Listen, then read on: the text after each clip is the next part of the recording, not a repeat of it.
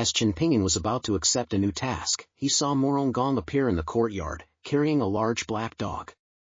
Morongong said, "Senior, I've brought him back." Chen Ping'an was startled. "Elder Gong, didn't I say not to bring him back?" Morongong said with a smile, "We've finished taking disciples, and besides, he also wanted to spend more time with you, Senior." Chen Ping'an paused. "Stay with me?" He knew that this dog was actually a monstrous beast, but Chen Ping'an felt that with his current cultivation and the VIP special effects skin he wore, he shouldn't need to be afraid. Still somewhat uneasy, he asked, "Is he strong? He won't bite people, will he?" Morongong chuckled, "He is very strong, and please rest assured, Senior, he is a vegetarian and a Buddhist, so he would never harm anyone without reason." Chen Ping'an was utterly bewildered. A vegetarian and a Buddhist? Is this still a monstrous beast? He immediately asked the big black dog, "Is what he said true?" The big black dog nodded.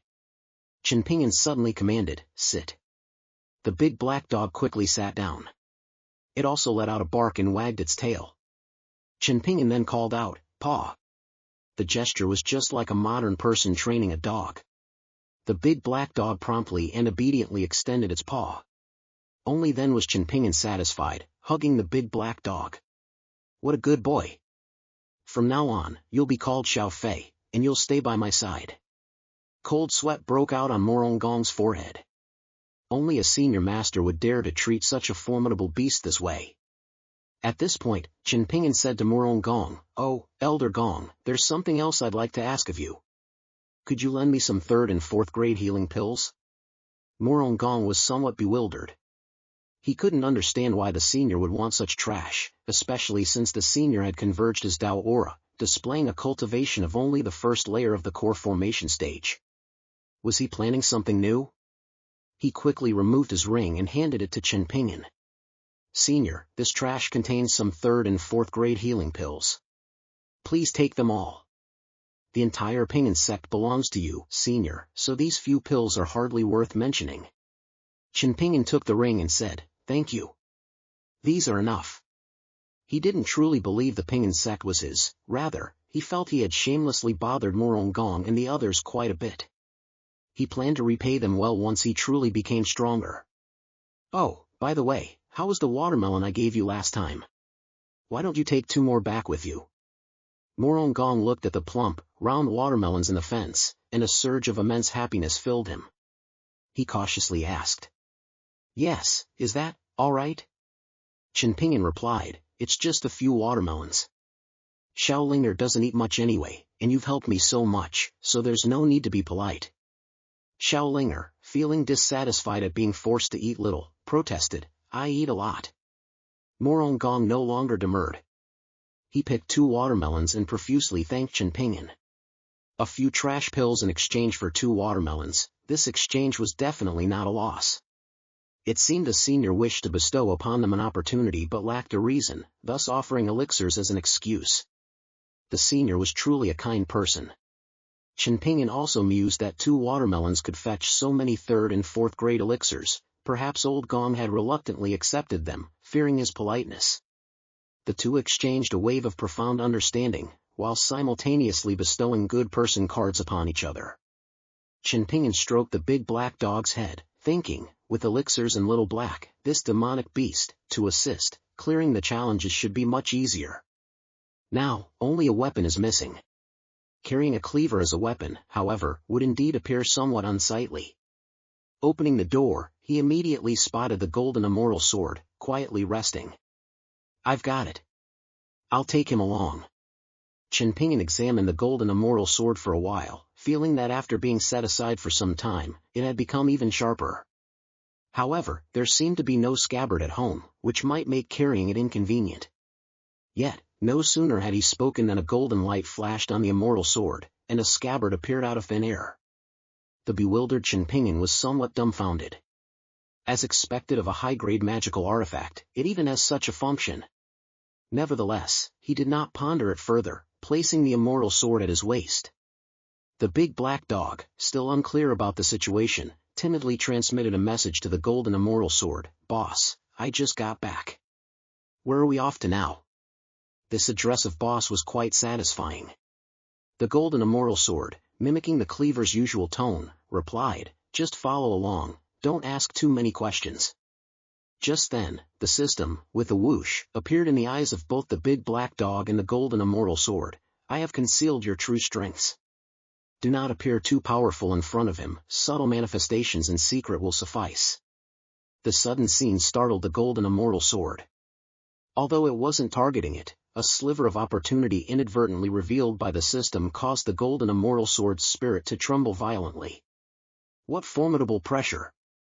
Could this be the mistress the seniors speak of? A small hand retreated from the void, and Broken Star, located somewhere, stretched lazily. Finally, the next stage has begun. I didn't expect so many detours and so much time, but it won't be long before I can come looking for you. In the northern region, a bumpkin who had spent 5 years in the countryside arrived in this world's bustling metropolis for the first time, like Grandma Lou entering the Grandview Garden. The system had stated that the checkpoints were located throughout the world.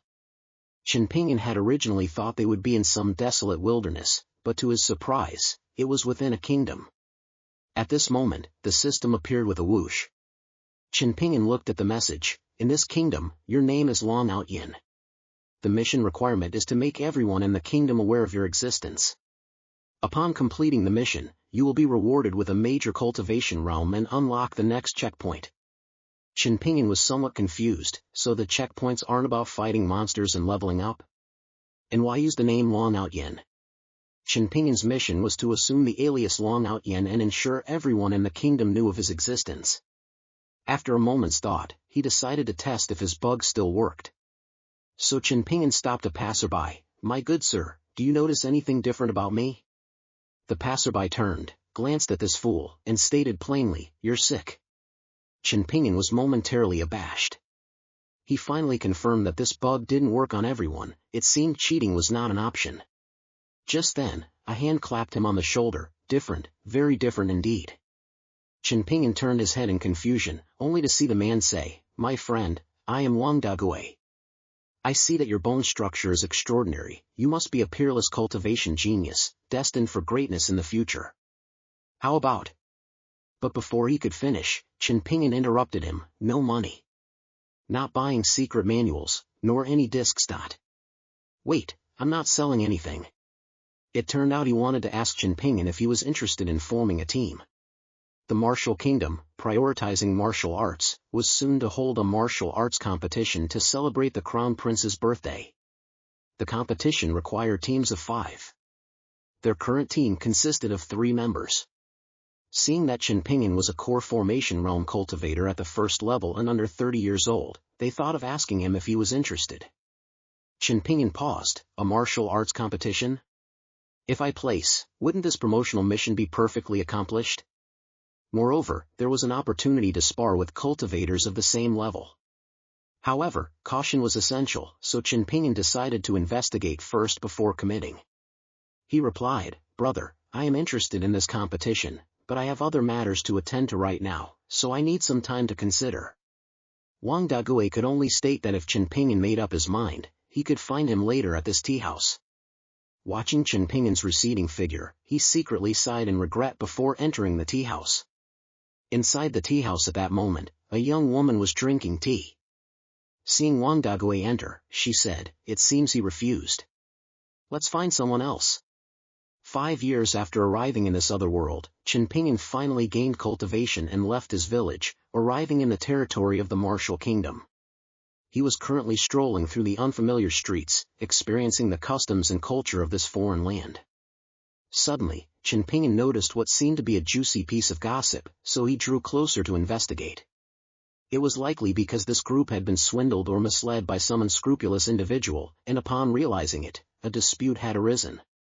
The young man named Lu Shui calmly defended himself. "This was always about luck, I'm no swindler."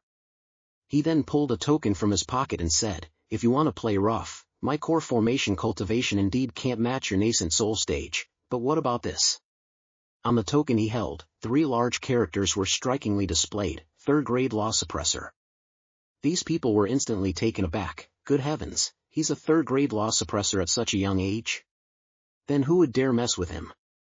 So, everyone quickly apologized and fled in fright. Soon, only a bewildered Chen Ping'an was left standing there alone. The young man looked at the senior's bewildered expression, instantly greeting him warmly. "Taoist brother, seeing your keen interest, would you like to give it a try?" Chen Ping'an admitted he was indeed interested but didn't know how to play, so Lu Shuai smiled and began to explain. "It's very simple. These two barriers switch randomly. One offers Foundation Establishment Realm Defense, and the other offers Integration Realm Defense. Break the chosen one, and you'll win 10 times your stake." Chen Ping'an understood the rules and thought it sounded quite simple. It seemed like a good opportunity to earn some small rewards. However, he had no small rewards on him, so he pulled out a soybean-sized pill and asked, "How many times can I play with this third-grade healing pill?" Lu Shuai assessed it and stated that a third-grade healing pill was worth approximately 60 low-grade spirit stones, so he could exceptionally grant him 13 chances. The money-grubbing Lu Shuai agreed, immediately thinking that this person was a rich fool. Because this was not a simple choice between two options at all, no matter which one was chosen, he could instantly transform it into an integration realm defense. But just as Chen Ping'an's hand went to his waist, making a drawing motion for a stunning sword display, Lu Shuai was dumbfounded. That golden longsword had left too deep an impression on him, a world-shaking scene, and the glittering golden sword's spirit involuntarily flashed through his mind. At this moment, it was as if a thunderclap had struck his mind. He held that immortal artifact. Just how powerful was the oppressive aura of the golden immortal sword? When Lu Shuai saw Chen Ping'an draw his sword, a thunderclap exploded directly in his mind. Could he be holding that immortal artifact? But he had heard that the immortal artifact was in the southern domain some time ago, already serving a certain powerful being. How could this person, merely at the first level of core formation, make an immortal artifact acknowledge him as its master? Thinking this, he immediately felt at ease. Since he had already paid, he might as well directly set both barriers to the highest level. Even if he exerted all his might, it would absolutely. But before he could finish speaking, an unparalleled sword energy burst forth on the spot. Golden divine light shot straight into the sky, and the combined chi protective shield was as fragile as an eggshell under this single strike. Lu Shuai's titanium alloy dog eyes widened in terror. This truly is an immortal artifact. Chen Ping'an, who had just unleashed the sword strike, was also somewhat bewildered. Looking at the shattered formation plate, he couldn't understand why even the things beneath the shield had been cut apart. Could it be that I struck awry just now? He quickly hid the golden immortal sword behind his back, let out 2 dry laughs, and asked, "How do we settle this?"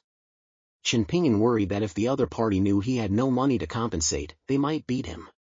Meanwhile, Lu Shuai was also worried that if Chen Ping'an knew he had been cheating, the other party might kill him.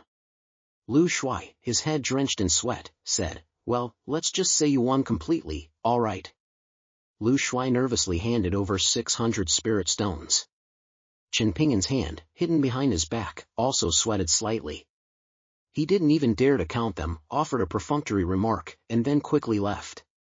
After walking 10 meters away, he finally breathed a sigh of relief. Fortunately, the other party hadn't asked him for compensation. Lu Shuai also hastily packed up his stall. Seeing that Chen Ping'an had left without pursuing the matter, he too immediately felt relieved. Fortunately, the other party wasn't angry with him. He thought that immortal sword had once said it would protect its master to become an immortal. Therefore, regardless of the strength of the person just now, they definitely had an immeasurable future. He had to find a way to befriend them. Just as he thought of this, his gaze sharpened, and he secretly said, "An opportunity has arrived." He saw that in the direction Chen Ping'an had left, several youngsters were tailing him. Chen Ping'an also noticed them at this moment, thinking that those few people had been following him all along. Could it be that the stall owner had sent them to retaliate? Seeing him being followed, Lu Shuai suddenly appeared and enthusiastically put his arm around Chen Ping'an. Chen Ping'an was startled. Lu Shuai then declared, "Don't worry, I'm not with those guys behind you who want to rob you.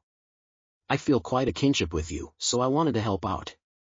Lu Shuai glanced back, and seeing that the few followers immediately recoiled, he then patted Chen Ping'an's shoulder with satisfaction and said, "Let's go, I'll escort you a bit further. Absolutely no one will dare to make a move." Chen Ping'an expressed his thanks. At this moment, Lu Shuai cupped his hands and asked, "No need to be so polite. My name is Lu Shuai, and I haven't yet asked for your esteemed name, fellow Taoist. Chen Ping'an said with a smile, my name is Long Out Yin. Lu Shuai chuckled, Long Out Yin? Isn't that an incredibly awesome name, the name of the heavenly venerate tower lord? Could it be a coincidence? But he immediately realized something was wrong. Among cultivators, who would dare to use that name? He heard that a tremendously powerful entity stood behind the heavenly venerate tower. This person before him wielded a golden immortal sword and brazenly used the heavenly venerate tower lord's name. Could it be? Thinking of a certain possibility, Lu Shuai was drenched in cold sweat from head to toe, as if he had just had a steam bath. The two individuals and a dog arrived at a tea house. After Chen Ping'an entered, he greeted the people inside, who were precisely those who had invited him to form a team before. They all cast questioning glances towards Lu Shuai. However, it was clear that several of them knew Lu Shuai, and the young man named Pan Xing seemed somewhat displeased. Why did you bring someone else? Lu Shuai, what are you doing here? Lu Shuai immediately stated that he was also interested in this competition and intended to join Chen Ping'an. Everyone was delighted by his inclusion, but the young Pan Xing was extremely vexed. Feeling annoyed, he spotted the large black dog and immediately found an excuse, asking Chen Ping'an why he brought a dog. Chen Ping'an scratched his head sheepishly, stating, this is no ordinary dog, it's a demonic beast. His words instantly provoked Pan Xing into a fit of laughter, such an unsophisticated fellow. If this trash were a demonic beast, I'd eat it. But what followed left him stunned. A phantom image of a black dragon, vast enough to blot out the sky, manifested. Its enormous form stretched for 100 li along the street, and the terrifying pressure made his scalp tingle. The large black dog merely released a hint of dragon's might, completely terrifying the young man, who then prostrated himself on the ground, leaving everyone else in the room bewildered. They couldn't understand what this fellow was up to, though Lu Shuai's lips curled, seemingly having guessed a thing or two. He secretly observed the large black dog. While its aura indeed seemed no different from an ordinary dog, since the celestial sword's aura was hidden, it was likely this dog was also a true demonic beast. That person was truly extraordinary. The large black dog's pressure was but a fleeting glimpse, it now resumed its harmless appearance, causing the sweating young man to wonder if he had experienced a hallucination. He now felt the large black dog was just a common mongrel, unable to fathom why he had felt such terrifying pressure in that instant. Chen Ping'an was startled, looking wearily at the young man. As someone from Earth, he had heard too many cases of Pingxi, faking an accident. He couldn't tell if this fellow was genuinely playing a trick or if he had embarrassed himself in front of his companions due to some supernatural sensitivity. The young man was terribly annoyed, claiming he was merely being cunning.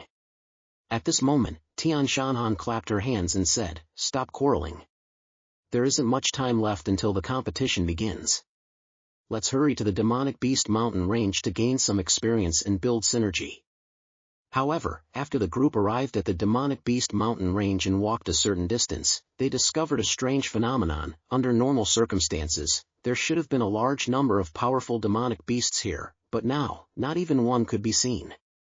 Tian Shanhan stated that Chen Ping'an had the lowest cultivation level, so if powerful demonic beasts appeared, they would engage them, and he could find opportunities to deliver the finishing blow. Upon hearing this, the young man declared that with their strength, the demonic beasts inhabiting this mountain range were basically no match for them. However, they had come for experience, so there was no need to protect this useless person. Tian Shanhan turned her head upon hearing this and said with displeasure, "You should say less." Chen Ping'an felt a bit helpless. He always felt the young man was targeting him, but unfortunately, he lacked a spiritual root and couldn't discern others' cultivation levels. Was he actually very strong? To impress a girl, the young man inexplicably kept targeting Chen Ping'an. However, he would soon learn a harsh lesson. They had walked all this way without seeing even a single strand of demonic beast fur. The golden celestial sword couldn't help but wonder if the large black dog had leaked its dragon's might, but the large black dog claimed not to be sure. It asked the golden celestial sword if it had felt anything. The golden celestial sword stated that it was of a higher level than the large black dog and wouldn't notice a mere trace of dragon chi. However, if even a hint of its own dragon chi were to leak, these people would likely encounter no demonic beasts on this trip. The large black dog replied that it was not difficult, it would send an avatar to catch a few laborers for everyone to practice on later. Nevertheless, he certainly found the young man quite annoying. Meanwhile, on another mountain peak, Ling'er, Bear 2, sensed the presence of an incredibly terrifying entity and urged Ling'er, Bear 1, to flee quickly. Ling'er, upon hearing this, put his arm around his brother, telling him to calm down and not be so easily startled. He was now at the nascent soul stage. What existence could be greater than him?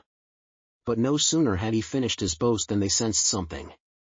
Turning their heads, they were immediately terrified, for the large black dog had appeared behind them at some unknown point. The massive, terrifying draconic pressure left Ling'er and Ling'er practically suffocating. Ling'er tremblingly asked, "Gee, Great One, how may we help you?" The big black dog reassured them, stating he wouldn't make things difficult, but simply hoped they would follow his command and assist him with a small favor. A moment later, Chen Ping'an and his companions finally encountered their first monstrous beast. Little Yellow immediately offered to give a demonstration, hoping to both impress Tian Shan and subtly curb the enthusiasm of that boy and Lu Shuai, a truly ingenious plan. The next instant, a fist the size of a clay pot slammed towards Big Bear, but upon sensing Big Bear's terrifying nascent soul stage pressure, Little Yellow was utterly stunned with fear.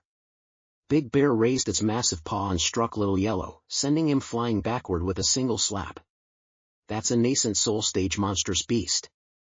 Everyone present was equally terrified, confirming that an even more formidable beast had indeed appeared. Among their team, the highest cultivation level belonged only to Little Yellow, who was at the 7th stage of core formation and had just been swatted away by the bear's paw. They desperately needed to find an opportunity to escape. Little Yellow was deeply hurt. Just moments ago, he had been bullied by a bear. The annoying big black dog, eager to please Chen Ping'an, thoughtfully found many monstrous beasts for him to practice on. However, Little Yellow, whom the big black dog disliked, suffered greatly. He was first sent flying by Big Bear's powerful blow, and only slowly regained consciousness after a while. He merely recalled suddenly flying through the air, his head swimming, and before he could fully grasp the situation, he found himself locking eyes with Big Bear, who had just turned around. Little Yellow was utterly bewildered, and a bad premonition began to well up in his heart. As expected, the next moment, the thoroughly battered Little Yellow was on the verge of tears. "Why is this bear only targeting me?" Wang Dagui remarked, "Could it be that you've offended that bear?" Meanwhile, Chen Ping'an had gained a small admirer. Tian Shan commented, "This young man is truly a promising talent. It seems we will have to rely on Brother Long for this competition." Little Yellow gnashed his teeth in fury at this sight. "Damn it. I've been abused 100 times by that bear, and this kid dares to flirt with my girl right in front of me. When the next monstrous beast appears, I'll definitely show him how things really are." A large hand clapped Little Yellow's shoulder. Thinking it was Wang Dagui, Little Yellow angrily shouted, "Wang Dagui, what are you doing?" But when he turned around, the person was, unexpectedly, his distant second uncle. Little Yellow's pupils abruptly contracted, and beads of sweat dripped from his forehead. If nothing went wrong, something certainly would very soon. The next moment, a plump backside descended from above, making intimate contact with Little Yellow's face. Immediately after, a large snake appeared from nowhere, giving him a hug of love. And that wasn't all. This little darling, resembling a small mountain, delivered a gentle yet brutal charge. "Why are they only targeting me?" Lying on the ground, Little Yellow was deeply wounded, feeling a profanity in his heart that he wasn't sure whether to utter or not. Everyone, be they human or ghost, was putting on a show, but only Little Yellow was getting beaten. Just moments ago, Little Yellow was individually tormented by a group of fierce beasts, a sight that would sadden any observer and bring tears to any listener. Tian Shan remarked that she had originally planned to practice team coordination today, but with so many unexpected incidents occurring, it seemed best to simply give up on the idea for now. Little Yellow had a profanity in his heart that he wasn't sure whether to utter or not. "My mental state has completely collapsed. When the monsters appeared, you all coherently ran away, leaving only me to suffer. I treated you as teammates, but you treated me as a scapegoat." Most infuriatingly, that fellow Wang Dagui was still making cynical remarks, claiming Little Yellow's injuries weren't severe and would heal after a day of recovery. Furthermore, without a hint of remorse, he mused, his entire body was ravaged, yet he only sustained minor injuries. Should I say he's unlucky? Or just incredibly unlucky? Chen Ping'an had initially thought Little Yellow was quite strong, but he had not expected him to fail against even a single monstrous beast. He then patted Little Yellow's shoulder and, with a benevolent expression, earnestly advised him, as the weakest, you must not lose heart. Keep working hard on your cultivation, you mustn't hold us back. Little Yellow's condition wasn't too severe initially, but upon hearing Chen Ping'an's words, his eyes rolled back, and he actually fainted from sheer indignation. Lu Shuai, who had been secretly observing Chen Ping'an, was now drenched in sweat. This Grand Master is too ruthless. He doesn't just kill, he attacks the heart. Luckily, I haven't offended him. With this matter concluded, Chen Ping'an bade farewell to Lu Shuai, stating he needed to visit the Alchemist Guild. Upon hearing this, Lu Shuai's mind quickly conceived a plan. And he suggested, what a coincidence, I also wanted to buy some elixirs at the Alchemist Guild. Why don't we go together? Brother Long, are you also here to buy some elixirs? Chen Ping'an stated that he merely wished to sell some elixirs. The quantity was rather large, and he believed selling them at the Alchemist Guild would fetch a better price. Upon hearing this, Lu Shuai replied, perfect. I know someone at the Alchemist Guild. Mentioning his name should get us a significant discount. After the two arrived at the guild hall, Lu Shuai indeed proved to be very familiar with the reception attendant there, who quickly approached them upon sight. Upon noticing Chen Ping'an, a new face, she smiled warmly and said, this young gentleman is truly handsome. Would you care to join me for a meal later if you're free? Chen Ping'an responded, a meal won't be necessary, I have some elixirs I wish to sell. Hearing this, the attendant smiled and said, there's no need to be shy with him. Let me see them, and I guarantee a good price. Thank you then. Chen Ping'an took out his storage ring and immediately began rummaging through its contents. Just now, Chen Ping'an had expressed his intention to sell some elixirs at the Alchemist Guild. Upon hearing this, Lu Shuai mentioned he knew someone there. After the two arrived at the Alchemist Guild, they were greeted by the attendant who was familiar with Lu Shuai.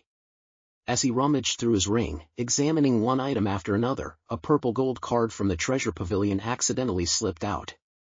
The attendant's eyes widened upon seeing the dark golden card. It looked vaguely familiar. After a closer inspection, her titanium alloy dog eyes suddenly opened wide. Is this, the treasure hall's purple gold card?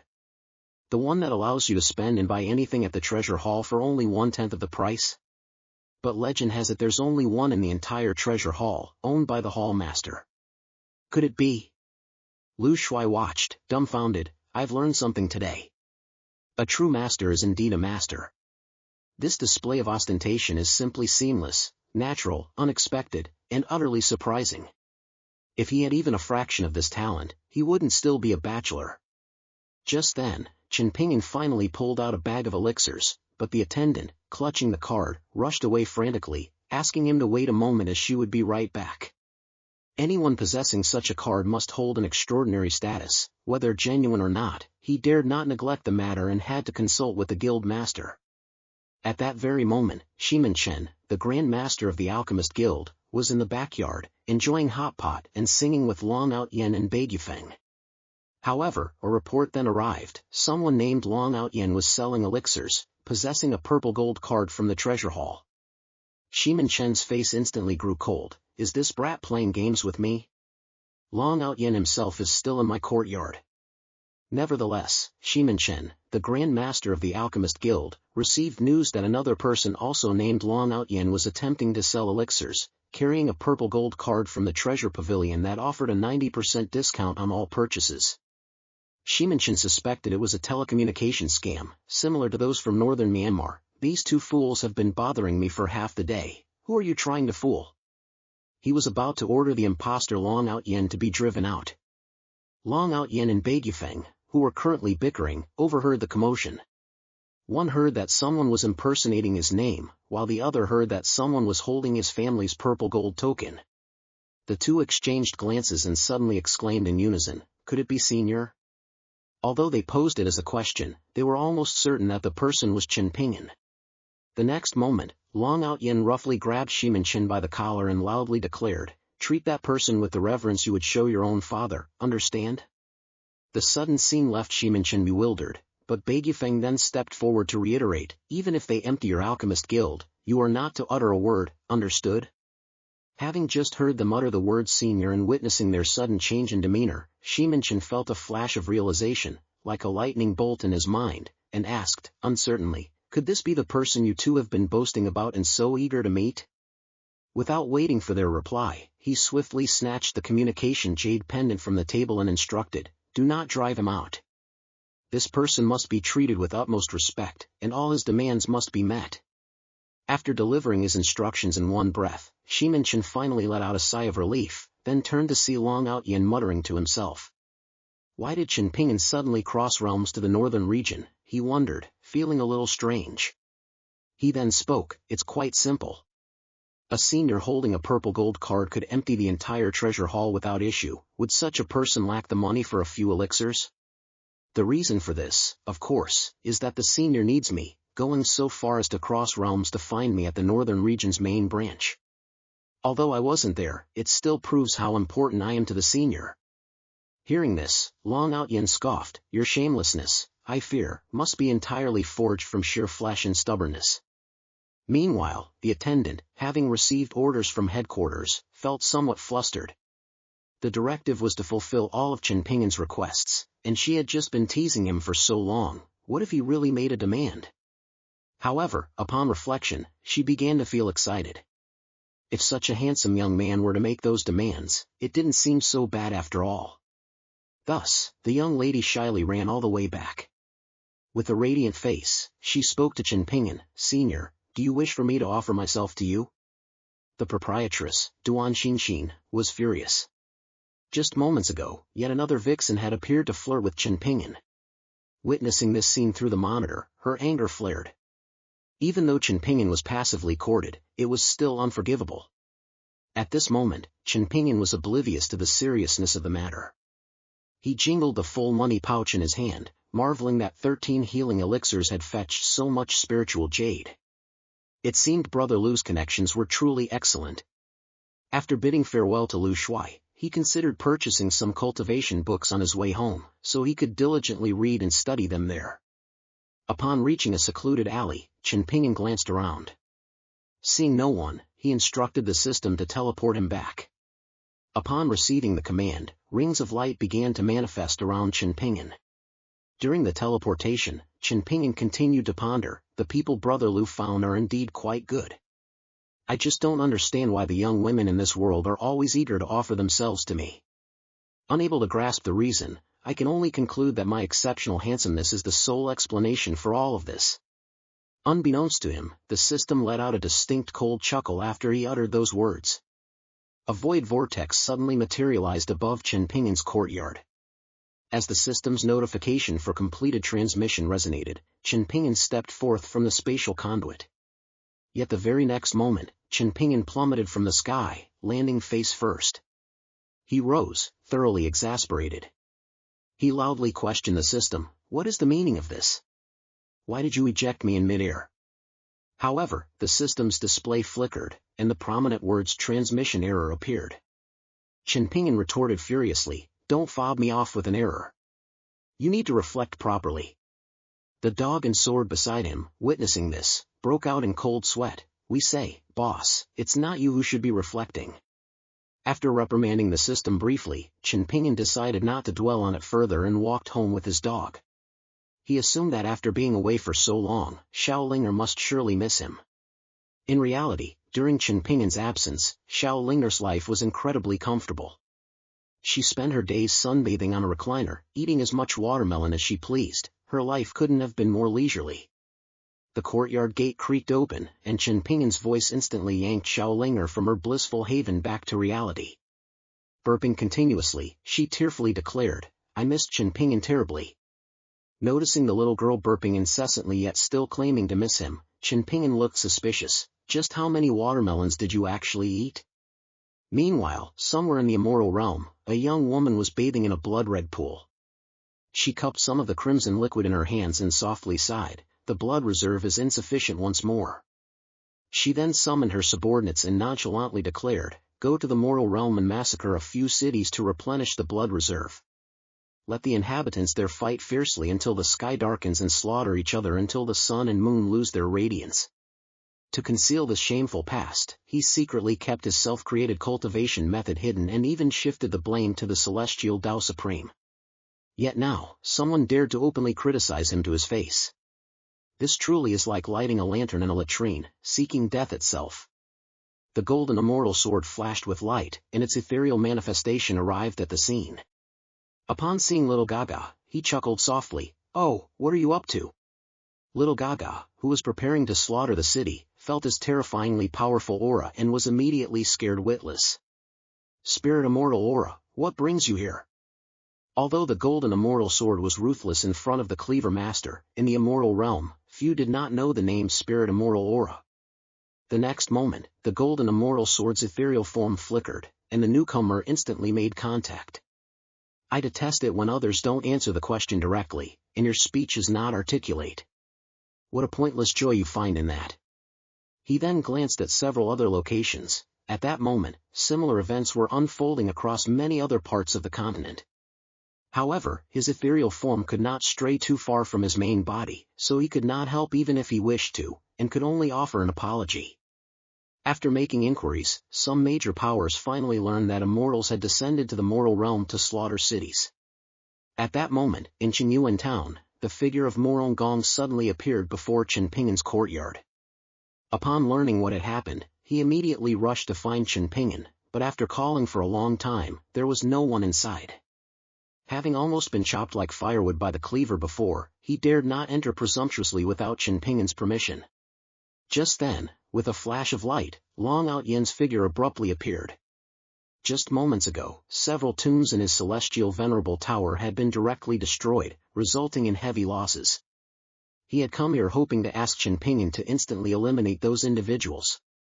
Upon seeing Morong Gong, he cupped his hands and politely greeted him. Morong Gong, however, gave a wry smile and said, "Brother Long, Senior is not here."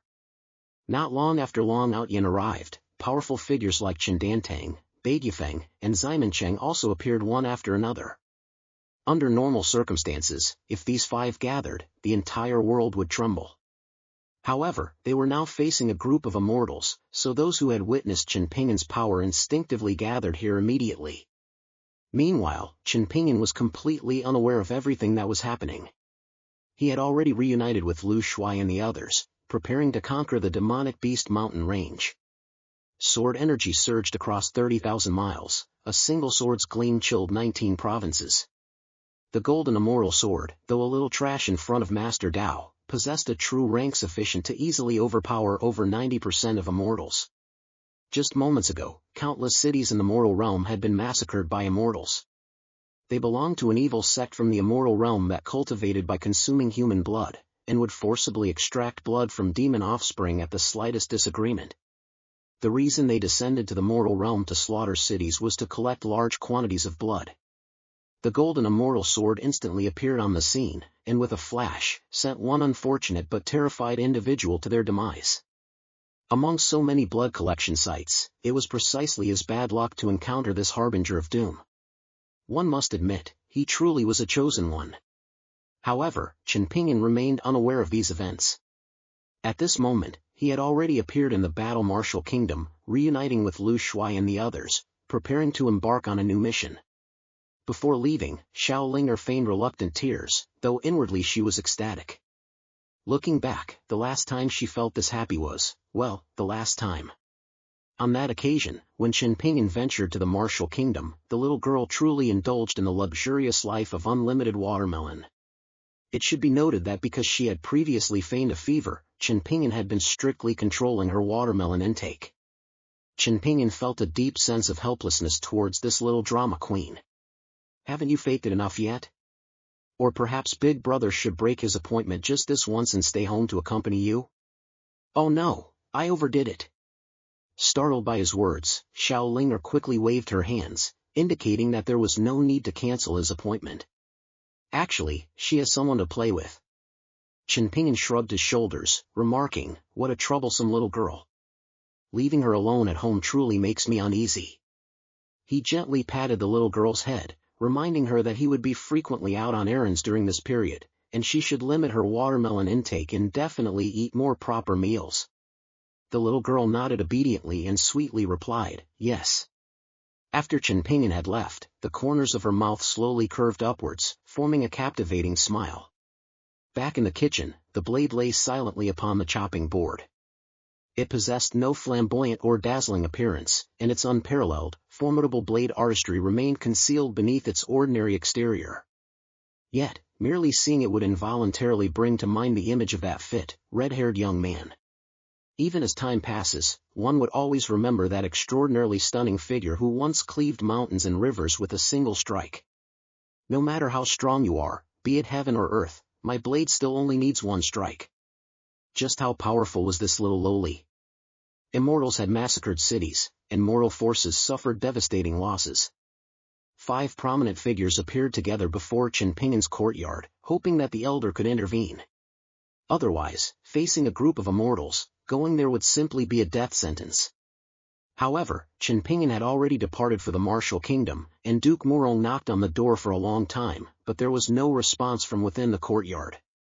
Because someone was inside, he dared not enter rashly. Just then, a tiny figure appeared behind everyone. Ling'er's sweet voice rang out, "Hello, grandpas." Shiman Cheng was startled and, turning his head, immediately exclaimed, "What the heck? Could this person, whose aura is as terrifying as an abyssal ocean, really be the elder? I never imagined they would be so adorable." Long Out Yen immediately elbowed him. "Even if this old man has never met the senior, does that justify your foolishness? Did you not hear her address him as grandfather? This is the senior's sister." Morong Gong quickly inquired of Ling'er as to the senior's whereabouts, explaining they had urgent matters requiring assistance. Upon hearing this, Ling'er replied that her brother was out and might not return until evening. Her response caused Morong Gong and his companions to look visibly distressed. Those rogue immortals were now wreaking havoc everywhere, and in the world, no one but the senior could subdue them. Should they have to wait until evening, it was feared that millions would perish, and rivers of blood would flow. Upon hearing this, Ling'er looked up at the assembly and asked if they were truly fearful of those individuals clad in red. If that is indeed the case, perhaps she could be of assistance. Although Morong Gong, upon his first encounter with Ling'er, knew her to be exceptionally powerful, he lacked any intuitive grasp of the true extent of her strength. Hearing this, he questioned her with surprise, "Ling'er, can you perceive their presence? Are you certain this is not too much to ask?" She felt compelled to exercise extreme caution, for their adversaries were none other than a band of malevolent immortals. Ling'er's pupils suddenly flared with an intense brilliance, and she calmly uttered 2 words, "Simple." Should her brother return prematurely, her entire plan would be utterly ruined.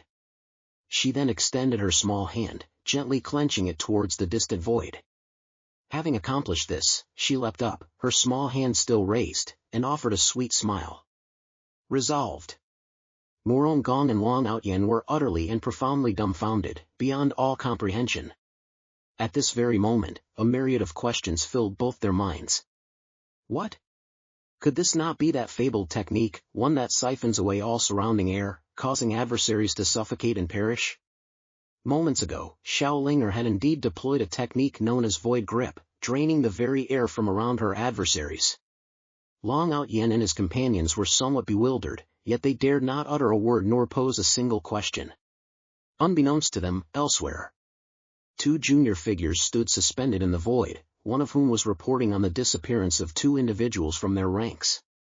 One of them was lamenting their situation, while the other had become entirely unreachable. The mustached man remained utterly unconvinced. Could this lowly mortal realm truly harbor a force capable of ambushing and slaying immortals such as ourselves?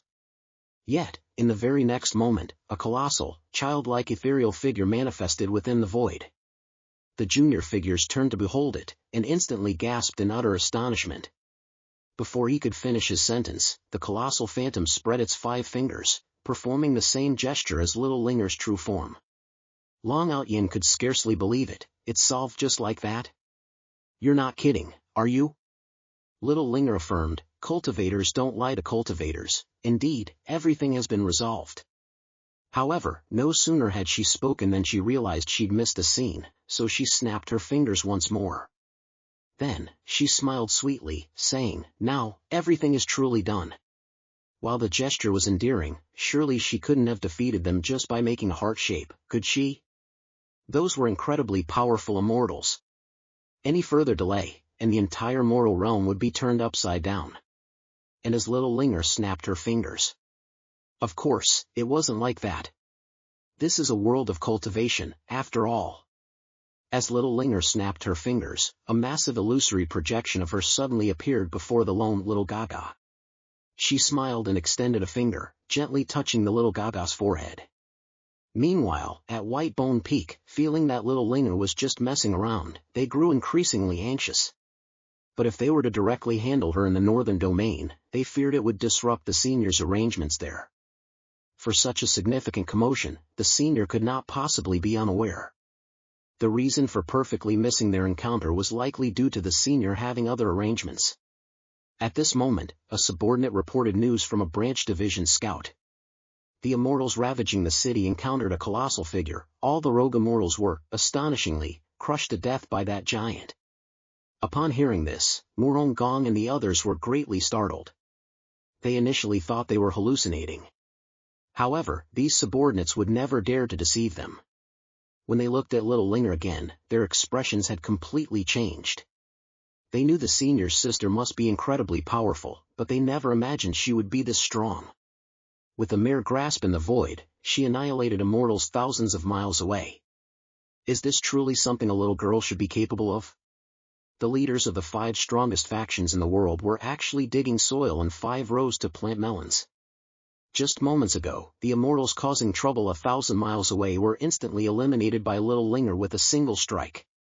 But as payment for her intervention, Gong and the others had to help her plant melons. Among these 5, only Zhendanting and Chen had not met Chen Ping'an. But if his sister is so powerful, to what extent has the senior's strength truly reached? Chen remarked, has everyone noticed that there are exactly 5 of us here? And all of us are top figures from various factions. Upon hearing his words, everyone was taken aback. Long Outyin also stated that he had suspected for a long time that the senior was orchestrating a magnificent game. And they were the crucial pieces in that decisive game.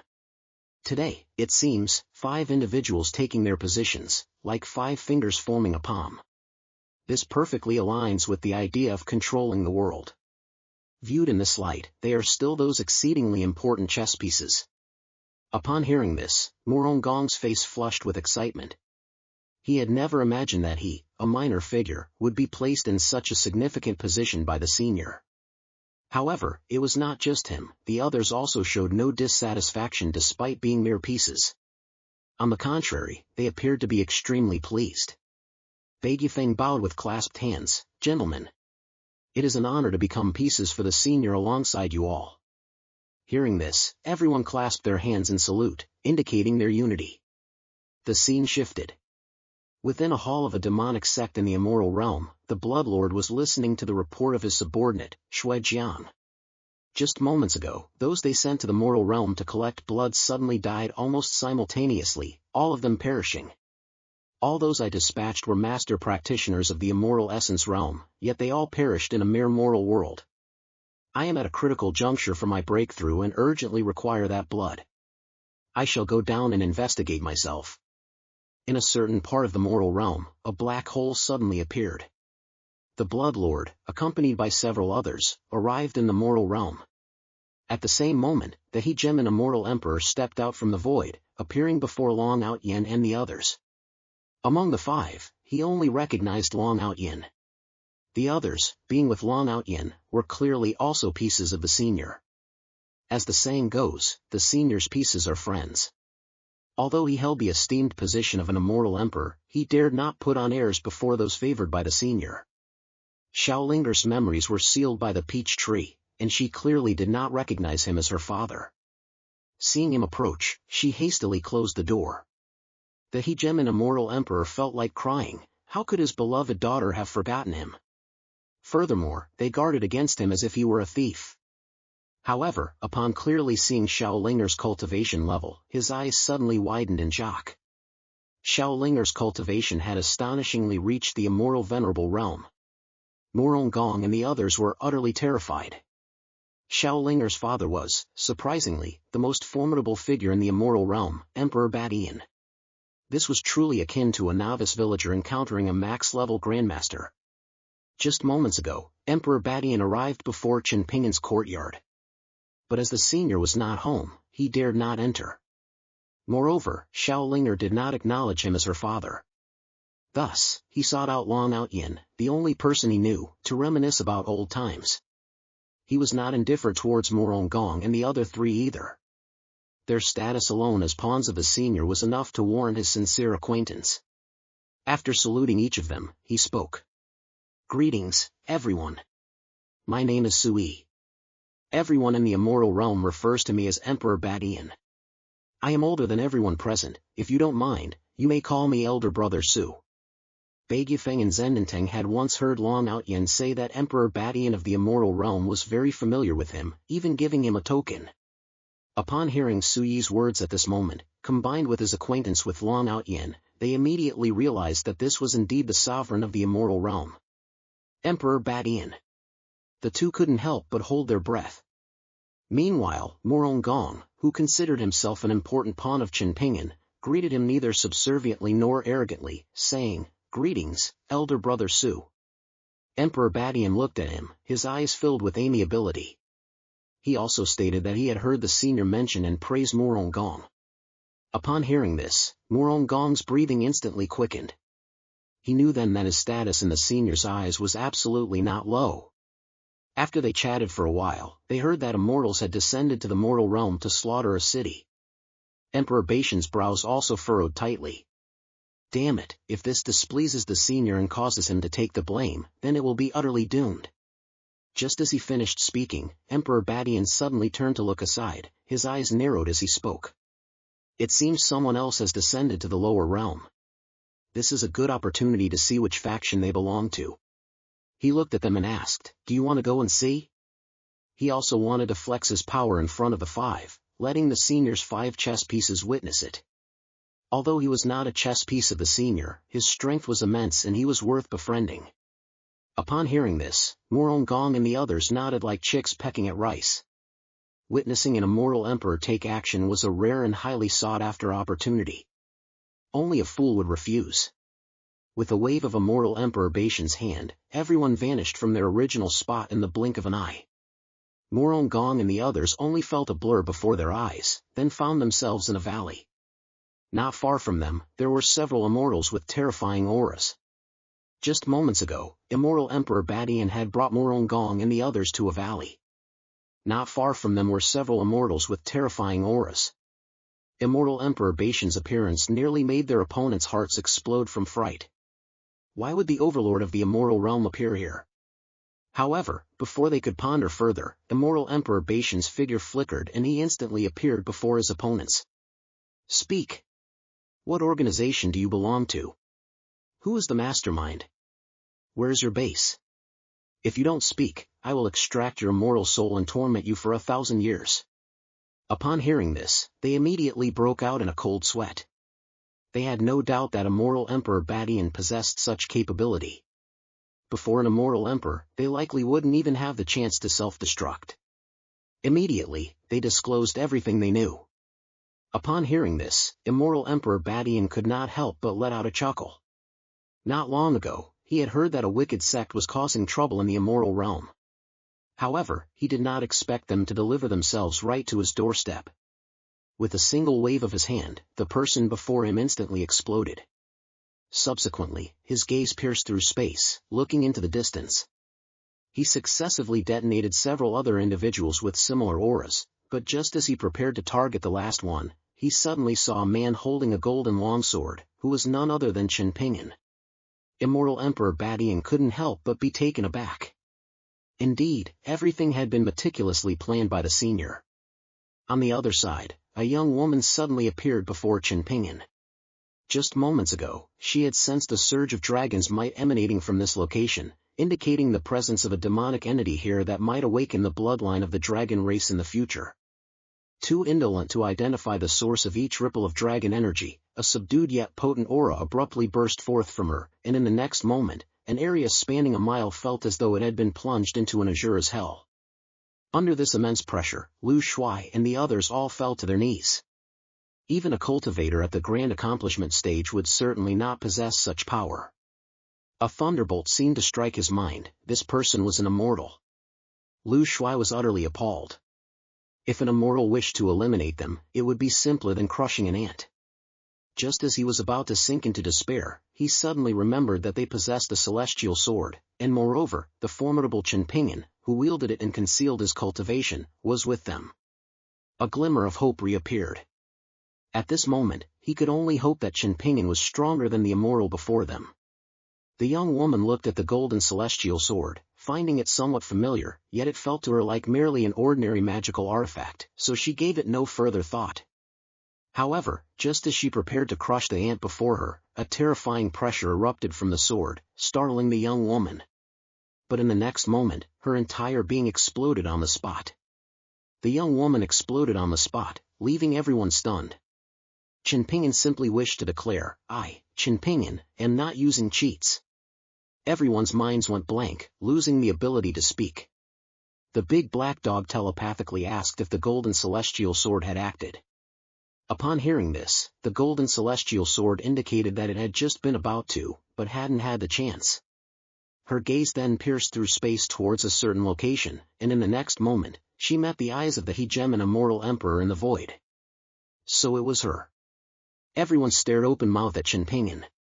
Only he and the dog had not knelt, leading some to suspect that Chen Ping'an had caused the immortal's explosion. However, Chen Ping'an was only at the first layer of core formation, with his strongest ability at most reaching the nascent soul realm, making it seem highly improbable. Only Lu Shuai gazed at Chen Ping'an's back, as if looking upon a deity. "Boss, this is confirmed, isn't it? That was an immortal. You instantly eliminated an immortal. Just how powerful are you? Could you be an immortal emperor?" Chen Ping'an was also bewildered. What had just happened? Why had he simply exploded? Seeing Chen Ping'an's utterly bewildered expression, Lu Shuai felt like crying. "Boss, at a time like this, are you still pretending? Do you take me for a fool?" Tian Shanshan looked at Chen Ping'an and asked in confusion, "You don't know what happened either?" Chen Ping'an, with a serious expression, nodded as if startled, stating that he had felt intense malice from that person and had originally intended to flee upon seeing him approach, but to his surprise, the person had simply exploded. Wang Dagui and the others, observing Chen Ping'an's earnest demeanor, felt that he wasn't acting, and speculated if perhaps a hidden super expert was secretly assisting them. Only Lu Shuai, upon hearing Chen Ping'an's words, felt as though his intelligence was being mercilessly trampled. "Boss, your acting is a bit exaggerated." But as Chen Ping'an refused to admit anything, he could only continue to feign ignorance. Meanwhile, the immortal Emperor Badian, who had just made his move, felt a pang of uneasiness. He had not expected the senior to be there. If the senior was planning something monumental and he had interrupted it, he would be doomed for generations. Seeing immortal Emperor Badian somewhat distracted, Gong and the others asked, "Brother, what's wrong?" Immortal Emperor Badian looked at them and, with a wry smile, revealed his speculation. When Long Out Yen and the others heard Immortal Emperor Baishan's words, they were stunned. "The senior is in the northern region, and you just annihilated a descending immortal right in front of him?" "Yes." Just as they worried about having disrupted the senior's grand plans, Gong casually remarked, "You're overthinking it. Who is the senior? Would he not have anticipated your move? All of this is undoubtedly within the senior's calculations, and he might even commend you. One would rather break into the Hall of Yama than set foot in Chen Ping'an's small courtyard." This immortal emperor, unrivaled across countless realms, trembled with fear upon arriving before Chen Ping'an's courtyard, terrified by a carp and a rooster. Just moments ago, after the 5 top magnates of the mortal realm finished their farm work, little Ling'er obediently served a plate of chilled watermelon. She had merely helped them crush a few immortals, yet they responded with such a generous reward of watermelon. Little Ling'er was deeply moved. Moreover, once this watermelon was eaten, someone would eventually take the blame. Just then, a voice echoed from outside the courtyard, "May I come in?" It was none other than little Ling'er's nominal father. Facing this unrivaled overlord of the immortal realm, little Ling'er showed no pleasantries whatsoever. Immortal Emperor Badian was about to mention his agreement with the senior to visit his daughter once a month, but this courtyard was not a place for reason. The great rooster's eyes glowed with dim light as it coldly spoke. "Did you not hear?" The defiant fish materialized with a strike high in the sky, its terrifying aura making Immortal Emperor Badian feel like an ant facing a giant. Two more indifferent voices then resounded, "The master is not home, and Ling'er says no." Seeing this situation, the two young men munching on chilled watermelon couldn't help but let out a disdainful snort. "This fool dares to trespass even here." The white bone bee also scoffed. "His cultivation is high, but his brain isn't working well." Long Out Yin, the only one who had met Immortal Emperor Badian, calmly stated, "He is an immortal emperor." The white bone bee was about to say, "He's just an immortal emperor," but then realized, and the three of them collectively turned into a black and white image. Long Out Yin stepped out to greet Immortal Emperor Badian and introduced the others, saying, "These are all the senior's chess pieces." After a brief exchange, Immortal Emperor Badian also learned about the Immortal Emperor's schemes. "Well, to dare stir up trouble on the senior's territory, that's truly like the god of longevity hanging himself, asking for a shorter life." His gaze penetrated space, looking towards the War Martial Kingdom, where a blood-red teleportation gate appeared in the sky, and immediately, a young lady with long legs and a slender waist stepped out. A powerful aura emanated from her. "The place where the first person disappeared is here. Any immortals in this mortal realm who sense my aura should come here." However, before she could finish speaking, the young woman's eyes widened. She saw a pair of elegant beauties had appeared before her, she knew not when. The Heaven Conjecturers, who could level up through imagination, were Heaven Conjecturers with 2.5 years of practice. Even Chen Ping'an's strength was directly linked to their imaginative abilities. The greater their imagination, the stronger Senior Chen Ping'an would become. But at this moment, they blocked the path of the young lady who had just ascended to the mortal realm. Having taken a bite of chilled watermelon, they strode forward with an air of utter disregard. The bewildered young lady was somewhat perplexed. "I'm not your fan, why are you blocking my way?" At this moment, a voice echoed in her ear, "Are you looking for me?" The new maiden abruptly turned around. "Immortal. Immortal brother." Then the problem arose. She had not expected such a great surprise to await her upon her recent arrival in the mortal realm. In an instant, her slender neck was forcefully seized, and the sudden lack of oxygen distorted her face, causing her head to spin. The next moment, her entire body was lifted by a large hand. "I won't waste any more words on you. Divulge all information about your sect, or die." As consciousness gradually returned to her mind, the young woman suddenly remembered, "How could I encounter a mortal brother in this desolate mortal realm? Even if the Bloodlord was nullified, it wouldn't warrant Immortal Brother's personal intervention. Could it be Immortal Brother?" The maiden, having realized something, clenched her teeth fiercely. The next moment, she transformed into a pool of blood and rapidly fled. With his gaze calmly fixed in the direction where the blood pool had fled, the Overlord Immortal Emperor remained motionless. A specialized secret technique? Is this not akin to flaunting a minor's skill before a grandmaster? You don't truly believe you can escape from my grasp within this realm, do you? If so, then this Immortal Emperor title is not worth holding. Vibrant red blood rapidly converged, forming an energy vortex. Once all the blood had coalesced, the young woman's figure manifested. However, by this point, her aura had dwindled to its weakest state. Before the Immortal Emperor, she naturally held no hope of escape. Yet, in that instant, she conceived a method more suitable than escape. The next moment, her palm glowed with a red light, and she forcefully struck the ground. With that single strike, countless crimson lights rapidly diffused, swiftly transforming into an intricate energy barrier that, in a mere instant, enveloped the entire city below.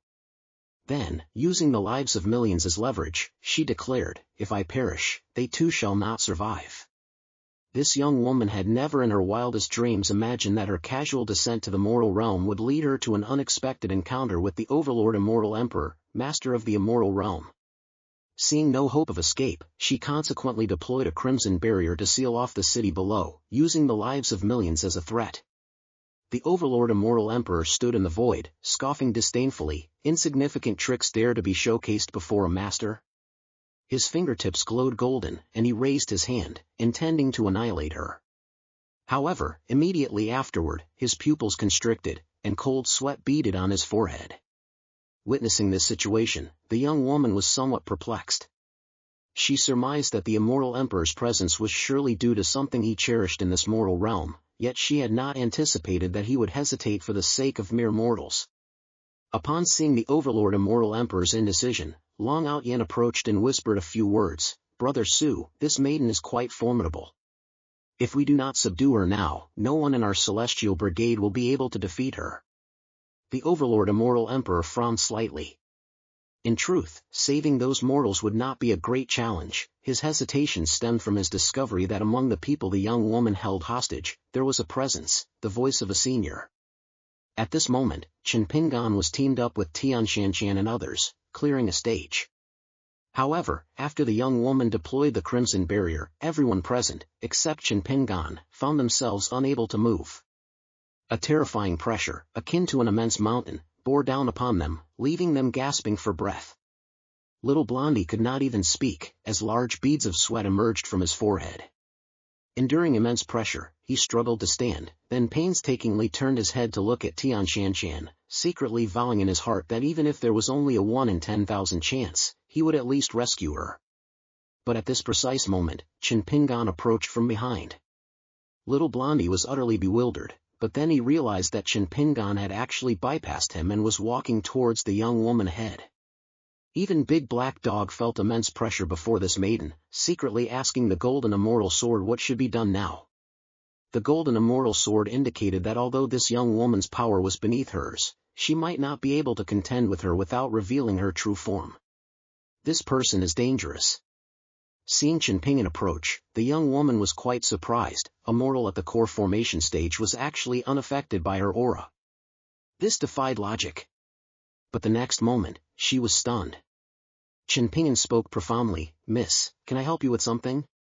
Not only were the Golden Immortal Sword and the Big Black Dog spared from the lightning, but even the young woman herself was completely bewildered by all of this. After a brief moment of panic, she suddenly realized, "Wait a minute. You're my hostage. Give me freedom of speech." Duan Xinxin was enraged, truly enraged, because just moments ago, a low-ranking immortal from the celestial realm had actually seized Chen Ping'an as a hostage. This was truly like lighting a lantern in a latrine, seeking death. However, Chen Ping'an, this simpleton, had no awareness of being kidnapped. Hearing the young woman talk about hostages, he naively thought she had encountered kidnappers. He even stroked his head and sighed. The world is truly degenerating. I never expected that in this world, there would still be instances of forcefully abducting common folk. Even with her mask on, one could see the young woman's bewilderment. She couldn't understand what this imbecile was talking about at all. She leaped up suddenly, a handchop striking directly at his neck. This person was very peculiar, so she would start with him. After a series of violent cracking sounds, terrifying sword energy ripped through the air, yet Chen Ping'an remained completely unharmed. He even had a smile in his eyes as he reached out to her. The young woman was utterly shocked. "What's happening? My attack, condensed from 20 years of cultivation, is merely scratching him?" And in the brief moment of her distraction, Chen Ping'an took her slender hand and then a duck egg-sized snack was placed in it. "Take these snacks for now. You're safe with us. The few behind me are very strong, you know." The young woman was momentarily stunned. She had actually been treated as an ordinary girl, something that hadn't happened in 1,000 years. And he had even bestowed snacks upon her. She snapped back to reality just in time to see Chen Ping'an waving at her, urging her to go home quickly. At this moment, she felt offended. Her fingers contracted, crushing the snack into powder with a snap. "I'd like to see what secret you truly possess." The next moment, she leaped high, aiming a sword strike directly at Chen Ping'an. But then her eyes widened abruptly, for she found herself nailed in midair. The surrounding space, at this moment, was like a frozen ink wash painting. And in this instant, only her thoughts could still function. This was actually a spatial lock. The young woman was completely dumbfounded. Even an immortal emperor couldn't lock space. The next moment, she sensed something and sharply turned her head, her gaze seemingly piercing through space to see a house, and on it, a woman in purple stood silently. A cold voice emanated from her lips, "Aunt." Indeed, she was worthy of being Chen Ping'an's wife and the system's creator. Even Lord Dao had to bow and obey her commands. Yet, just moments ago, a mere scoundrel from the immortal realm dared to harm Chen Ping'an right before her eyes. Was this not like the god of longevity hanging himself, weary of a long life? From 10,000 miles away, Duan Xingxing locked onto the void, and light shone from her fingertips. Beneath Shui Zhang's feet, a cyan formation lit up. She felt the entire space contract and press in on her, barely managing to scream no, before she exploded, flesh scattering in all directions. Once the world fully returned to normal, Chen Ping'an and the others looked around, only to find that the young woman from moments ago had vanished without a trace. Tian Shanshan asked, "Brother Long, are you all right?" Upon hearing this, Chen Ping'an looked completely bewildered. Huh? What happened? Only after Tian Shanshan explained the whole story did he belatedly understand. What? You guys couldn't move just now because of a suppressive aura? That young woman earlier was actually trying to kill me? The young man with yellow hair then also spoke, asking, "Didn't you deal with it just now?" Upon hearing this, Chen Ping'an was immediately choked. As someone without a spiritual root, he hadn't felt the suppressive aura at all. How could he have acted when they described it as so terrifying? So he turned to Lu Shuai and said, "With my weak strength, it naturally couldn't have been me. If you don't believe me, ask Brother Lu." The scene shifted to Lu Shuai. He was seen speaking nonsense with a "I'd believe a ghost before I believe you" expression. Oh, of course not. After speaking, he gave everyone a very innocent look. Tian Shanshan sighed and remarked, "Since it wasn't Brother Long, then perhaps a master secretly came to our rescue?" After encountering such a dangerous situation, no one was in the mood to continue. "Let's call it a day," everyone agreed.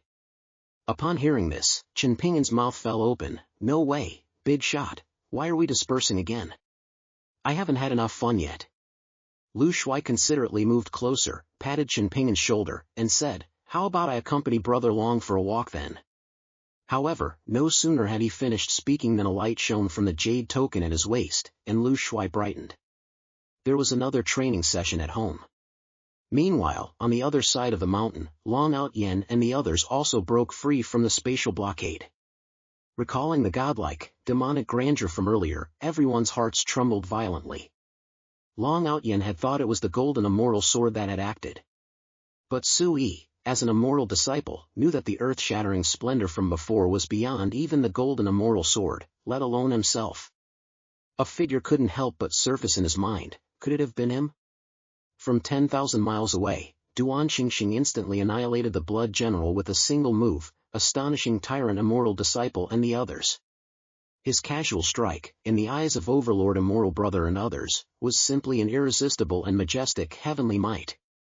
Even though he was already the sole ruler of the immortal realm, supreme throughout the 9 heavens and 10 lands, before this awe-inspiring and majestic power, he felt as insignificant as an ant. Morong Gong and the others speculated, wondering if the elder's appearance in this desolate wilderness of the northern region meant he had taken a liking to one of the core formation cultivators, intending to support them in their ascent. It was at this moment that Shimen Cheng spoke. Just moments ago, he had used the communication jade token to learn that a few days prior, when the elder visited the Grand Alchemist Association to sell elixirs, he was unexpectedly seen with a young man named Lu Shuai. Sometimes, a mere glance or even a breath from someone in a high position can be an extremely important signal, worthy of everyone's careful study. Upon hearing the name Lu Shuai, Morong Gong and Jindanting were both startled, then seemed to recall something. Meanwhile, the Lu Manor was still unaware that, simply because Lu Shuai, the young master of the Lu family, had stood by Chen Ping'an for a short while, an immense stroke of luck was about to befall the Lu family. At this very moment, they were embroiled in an intense drama of power struggle. The great elder of the Lu family, having achieved a breakthrough in cultivation and becoming the most powerful individual in the family, united with several other clan elders to pressure Lu Qi, Lu Shuai's father, demanding he relinquish the position of patriarch. Although Lu Qi was currently weak and outnumbered, the position of patriarch had been entrusted to him by his father on his deathbed, making it impossible for him to yield it to anyone else. Upon hearing this, a smirk played on the great elder's lips as spiritual power erupted from his body. "It appears you are unwilling to accept a polite offer, opting instead for harsher consequences." A sudden, powerful burst of spiritual energy sent Lu Qi flying backward. Gazing at the disheveled Lu Qi lying on the ground, the Great Elder slowly stepped forward and asked, "I will ask you once more, will you relinquish the position of patriarch, or not?" Receiving Lu Qi's negative reply, the Great Elder gave a chilling smile. "Then there is no longer any need for your existence within this Lu family." Just at this critical juncture, a cold shout echoed from the doorway, "Stop!" It was none other than Lu Shuai. He quickly arrived before Lu Qi, then used his body to shield his father, declaring that if they wished to kill his father, they would have to kill him first. Seeing this, the Great Elder gave a cold laugh, saying, "Who do we have here?" "It's young Master Lu." He then threw a punch, exclaiming, "Of course, no problem. But do you truly believe your core formation cultivation is enough to stop me?" However, his fist was halfway through its strike when it became suspended in midair. Immediately thereafter, several voices resonated throughout the scene. The Master of the Heavenly Venerate Tower, the Hall Master of the Treasure Gathering Pavilion, and the President of the Grand Alchemist Association have come to visit. Lu Shuai never dreamed that simply setting up a stall would lead him to such an immense stroke of fortune. Just moments ago, the continent's four most formidable leaders, a veritable celestial alliance in their power, appeared simultaneously, completely dumbfounding everyone in the Lu family. Lu Qi gravely suspected whether his son had somehow gotten into trouble with a major figure. The Great Elder, meanwhile, pondered rapidly, why had these important figures suddenly come to visit the Lu family? He hadn't heard of anyone gaining such powerful patronage. Could it be? Had they offended someone?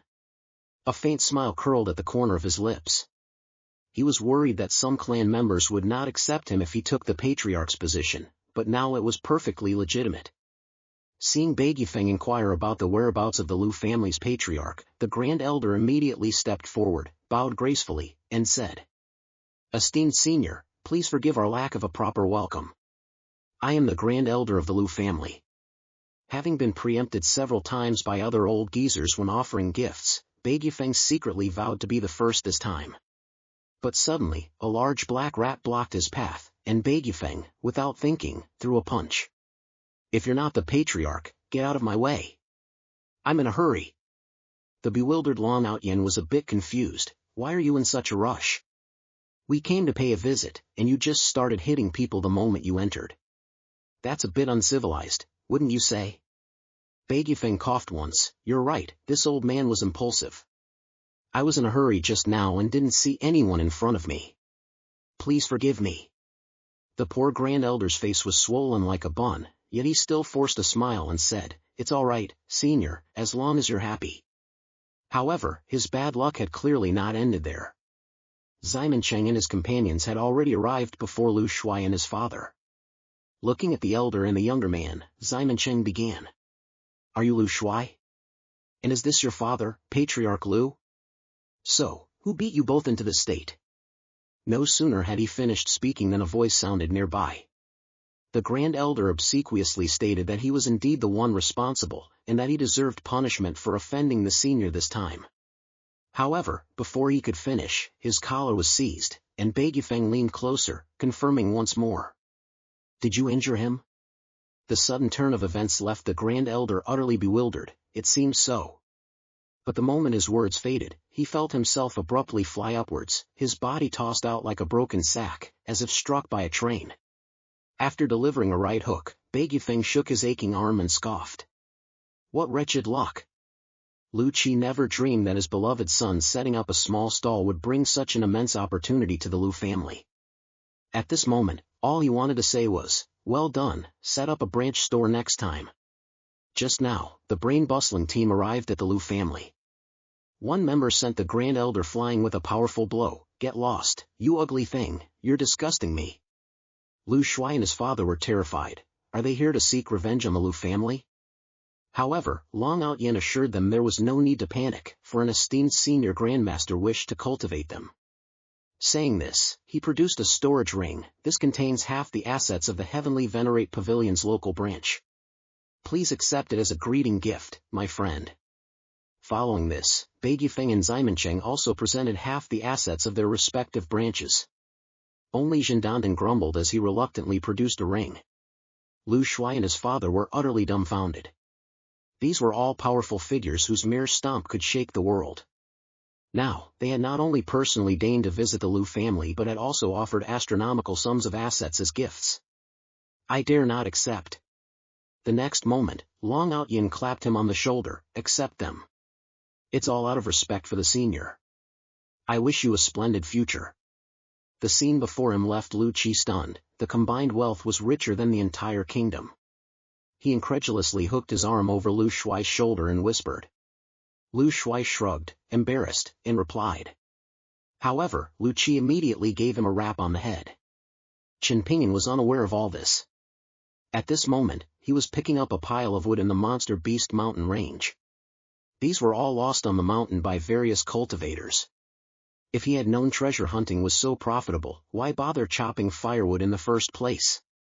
Just then, a beast's roar echoed from deeper within the mountains. Crown Prince Yang Ming of the Martial Kingdom never dreamed they would encounter a nascent soul-stage beast here. Was this where they were fated to die? How he wished a miracle would occur.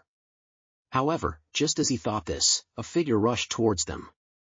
A glimmer of hope suddenly ignited in the desperate hearts of Yang Ming and the others. However, upon clearly seeing the reckless fool rushing over, Yang Ming burst into tears. Good heavens, a first-level core tribulation realm cultivator. Are you here to be a meal for the beast? However, Chen Ping'an stopped abruptly in front of the large black panther, scaring it so much that it shrieked. Even Chen Ping'an himself was a little bewildered. Just moments before, Chen Ping'an's appearance had caused the large black panther to shriek and its fur to stand on end, then it turned and fled. Watching the nascent soul beast flee, Chen Ping'an shouted. Chen Ping'an himself was utterly confused. Yang Ming never dreamed that the reckless fool, whom he thought was merely beast fodder, would descend like a god, not only scaring the nascent soul beast into fleeing but also stopping it with a single shout. What power did this first-level core tribulation realm cultivator possess? But it wasn't over yet. The reckless fool actually spoke again, telling the beast to sit down.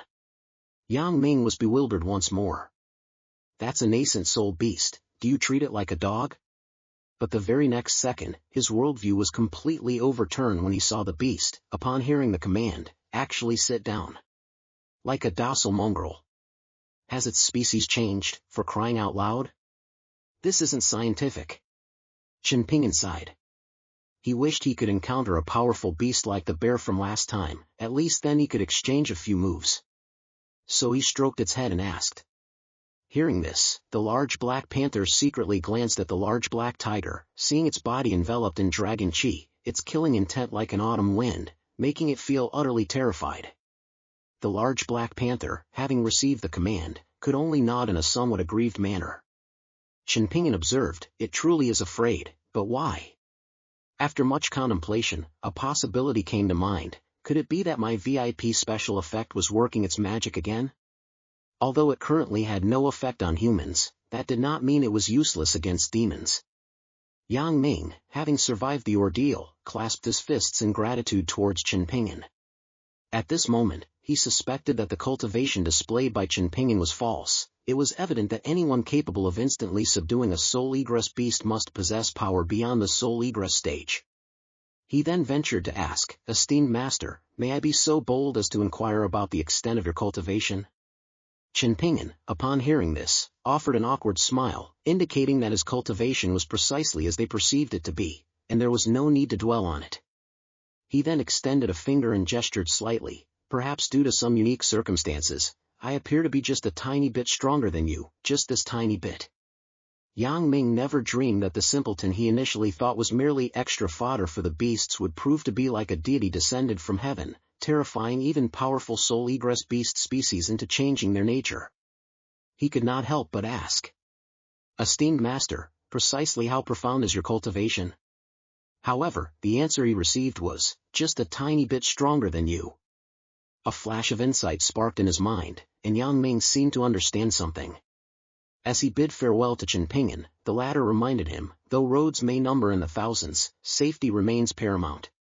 Reckless driving leads to tears for loved ones. My friend, please ensure your safety on the journey.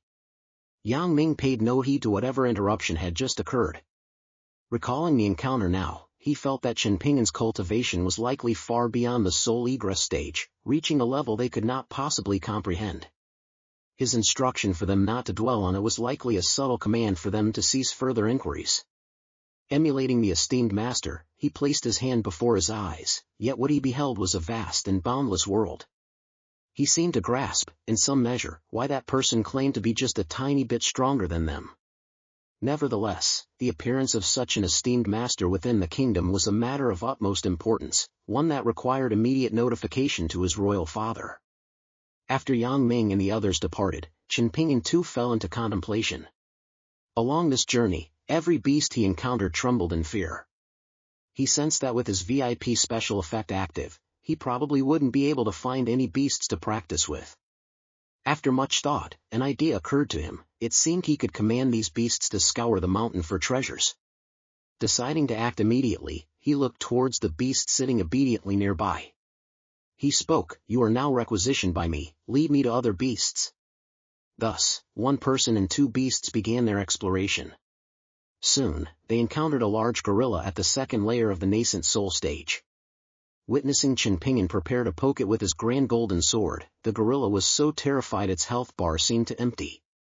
If it were to be pierced by that, where would its wretched life be left? Thus, with a thud, it knelt before him, trembling all over, and begged for mercy. "I have an 80-year-old mother above me and a 3-year-old child below me.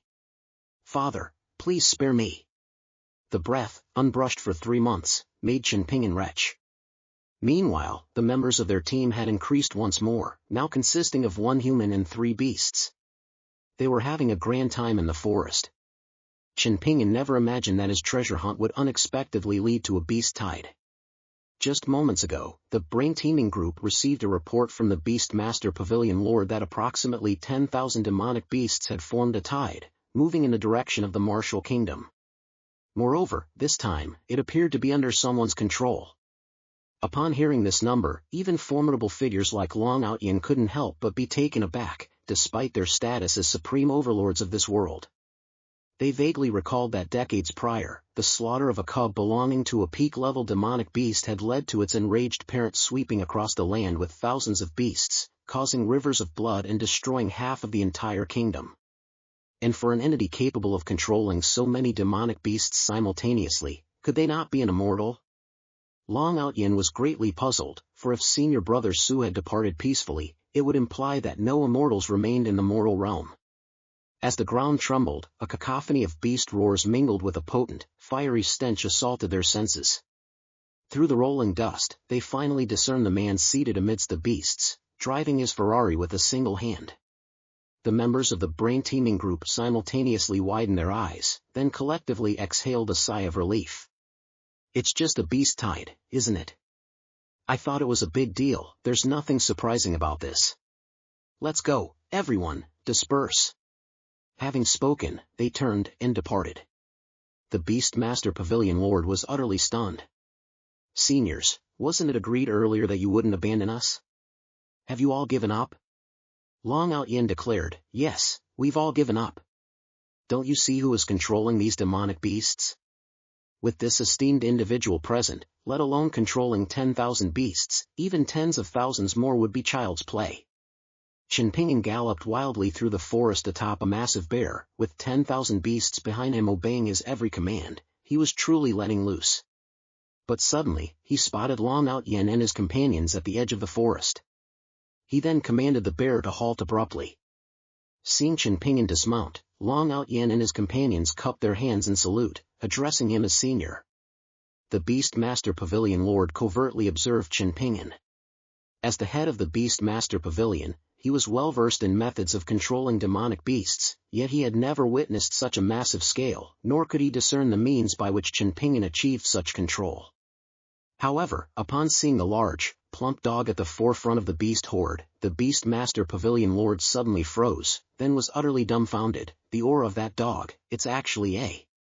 The Beastmaster Pavilion Lord was utterly terrified upon seeing the large, plump dog. As a prominent figure, he possessed considerable knowledge, but to own a creature that was a dragon, in both the immortal and mortal realms, wasn't that power exclusively reserved for the invincible immortal emperor of all realms? Chen Ping'an exchanged a few pleasantries with Long Out Yen and the others, then clapped his hands, disbanding the beast tied on the spot. Upon receiving the command, 10,000 demonic beasts abruptly charged deeper into the forest. After a moment of ground-shaking commotion, only a scene of utter chaos remained. Chen Ping'an had intended to make a grand display, but witnessing the aftermath, even he was left speechless. He then awkwardly remarked, "It seems it's still quite dangerous, so you all shouldn't try to imitate this in the future." This left the onlookers drenched in sweat, muttering, they would certainly like to imitate that. Yet, they lacked the power or capability. After Chen Ping'an bid farewell to Long Out Yen and the others, he returned to his own courtyard. He had not anticipated the severity of the beast lair situation and resolved to consult Tian Shanshan tomorrow regarding the martial arts competition, realizing he could no longer afford to be complacent. However, the moment he stepped through the door, he was utterly astonished. He discovered that, at some unknown time, a man with a captivating figure had appeared in his courtyard. Upon closer inspection, it was indeed Duan Xingxing, the proprietress of the Myriad Realms bookstore. What left him even more bewildered was the other party's assertion that she actually resided there. Duan Xingxing explained that this residence originally belonged to her uncle. 5 years prior, Chen Ping'an had moved in after consulting her uncle, and she had not returned since. Recently, with the bookstore undergoing renovations, she was compelled to temporarily reside here. What? Was this house not bestowed upon me by the system? Could I have misunderstood something? System, reveal yourself. What is the meaning of this? The system, however, responded that her statement was accurate. The courtyard had been constructed using the system's capabilities, acquired from her uncle who had established his home in a distant land. Chen Ping'an found himself profoundly frustrated by this revelation. He was utterly exasperated with this notoriously unreliable system. Why was this never mentioned to me before? Is this not merely a jest at my expense? At this juncture, Duan Xingxing presented a pitiable, vulnerable demeanor. She conveyed that she had no other available lodging and implored him for some leniency. Sensing the immediate warmth, Chen Ping'an could perceive her fragrance with every breath. Powerless against her persistent overtures, Chen Ping'an reluctantly acquiesced. What trials awaited him, however, remained unknown to him. Chen Ping'an awoke to an astonishing discovery: he was in Duan Xingxing's bed. He was utterly perplexed. For all these years, he had never developed a habit of sleepwalking. Observing the sleeping young woman beside him, Chen Ping'an carefully shifted, intent on slipping away before she awakened. Yet, before he could even exit the bed, the bedroom door swung open. Concurrently, Xiao Ling'er's voice was heard, "Sister Xingxing, have you awoken?" Chen Ping'an was utterly bewildered, his thoughts echoing, "You truly are a fine sister, arriving at the most opportune moment." Upon observing the scene within the room, Xiao Ling'er initially froze, then swiftly closed the door, feigning ignorance of what she had witnessed. However, just as Chen Ping'an prepared to offer an explanation, a yawn emanated from behind him. Chen Ping'an's body became instantly rigid. Turning, he discovered Duan Xingxing was already awake, and, drenched in perspiration, he offered her a good morning greeting, indicating that she had come to call him for breakfast. The group gathered at the dining table, where the atmosphere felt somewhat eerie. Chen Ping'an, biting into a steamed bun, was breaking out in a cold sweat. The moment Duan Xingxing opened her mouth and uttered the words "last night," Chen Ping'an's heart immediately tightened. Last night had been the most comfortable sleep she had experienced in months. This finally allowed Chen Ping'an to relax his tense heart. It seemed she hadn't discovered anything. However, at that moment, Xiao Ling'er piped up, "Brother, should I call Sister Xingxing sister-in-law from now on?" Hearing this, Chen Ping'an spat out a mouthful of rice, dirtying Xiao Ling'er's face. Duan Xingxing wiped Xiao Ling'er's face, murmuring, "You're already in your 20s, it's time you found a wife." Their words made Chen Ping'an recall his past marriage on Earth. Yet, upon reflection, he realized he couldn't even recall his wife's appearance. Could it be due to the extensive time he had spent here? The entire meal was consumed in considerable discomfort. After finishing his meal, Chen Ping'an gave a brief instruction to Duan Xingxing and the other person, then went out for a walk. No sooner had Chen Ping'an departed than Duan Xingxing's expression turned cold, and she spoke with a tone that defied everything.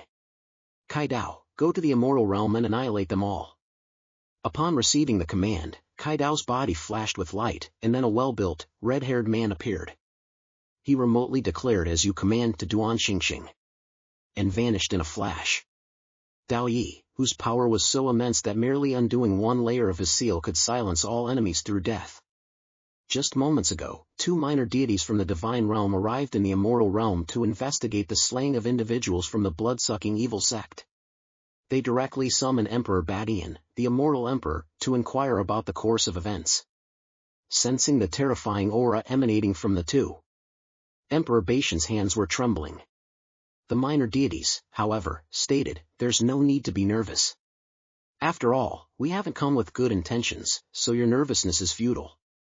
However, no sooner had the words left their mouths than a voice echoed in their ears.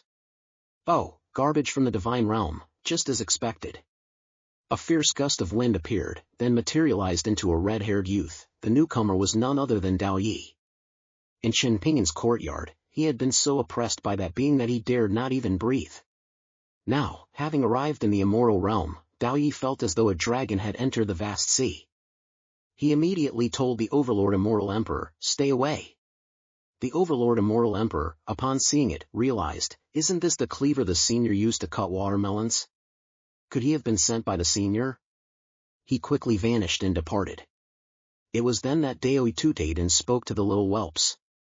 "I had initially thought those who descended would be somewhat impressive, but unexpectedly, only 2 mere lackeys arrived. Nevertheless, Dao Yi will make do. It has been many years since this Dao Yi has tasted the blood of the divine realm. Today, I can finally get a taste of something fresh, and you'll also get a free experience of this Dao Yi's magnificent one-blade style."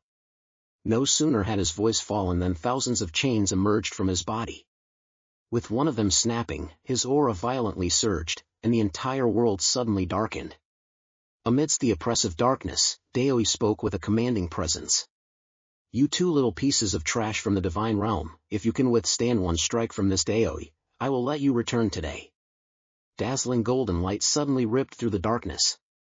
The next moment, space shattered, time abruptly halted, and a long black hole stretched straight to the horizon, all with a single strike.